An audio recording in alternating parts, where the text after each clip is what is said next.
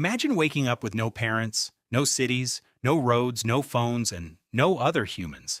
Just endless forests, rivers, mountains, and a world that had never been touched by people. That was Adam, the very first human according to the Bible. But what was his life actually like? Did he know how to talk? Was he scared? Did he have a belly button?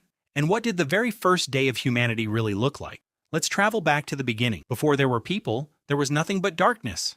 Then, according to Genesis, God created light, followed by the sky, the seas, and dry land. Plants covered the earth, trees began producing fruit, and the sun, moon, and stars appeared. Fish filled the oceans, birds flew through the skies, and animals wandered across the land. Everything was ready, but one thing was still missing: someone to care for it. Not another animal or another bird, but a human. Unlike every other creature, Adam wasn't simply spoken into existence. The Bible says God formed him from the dust of the ground. Imagine a lifeless figure made from the earth itself. Then God breathed the breath of life into his nostrils. In that instant, Adam opened his eyes. His first breath, his first heartbeat, his very first thought. The first human was alive. Interestingly, scientists say the human body is made from many of the same elements found in the earth, including oxygen, carbon, calcium, and iron. Whether you see this as symbolic or literal, it's certainly an interesting connection. Imagine seeing everything for the very first time. The blue sky, the warmth of the sunlight, the sound of birds, water flowing through rivers, and the wind moving through the trees. Adam had no memories, no language lessons, and no childhood. Yet somehow the Bible presents him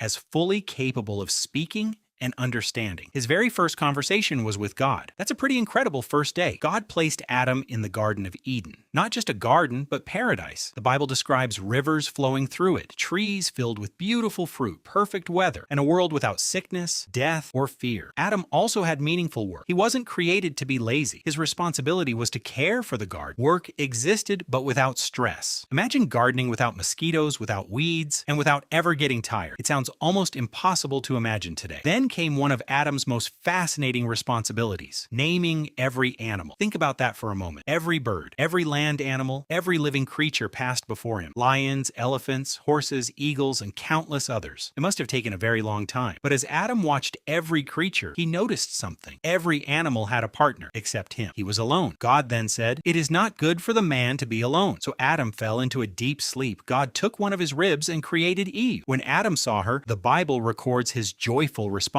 At last. The first family had begun. Two people living together in one perfect world. Everything seemed peaceful, but that peace wouldn't last forever. In the middle of the garden stood two special trees, the tree of life and the tree of the knowledge of good and evil. God gave Adam and Eve only one command: not to eat from the tree of the knowledge of good and evil. Everything else in the garden was theirs to enjoy. One rule, one choice, one decision that, according to the Bible, would change human history forever. The next chapter of humanity wasn't about building cities, discovering fire, or inventing tools. It began with a single conversation: a serpent, a forbidden fruit, and a choice that, according to the Bible, changed the fate of mankind. But what really happened inside the Garden of Eden, and why did Adam and Eve make the decision they did? That's a story for another video. If you enjoyed this journey back to the beginning, stay tuned, because the next chapter is even more surprising. Subscribe for more.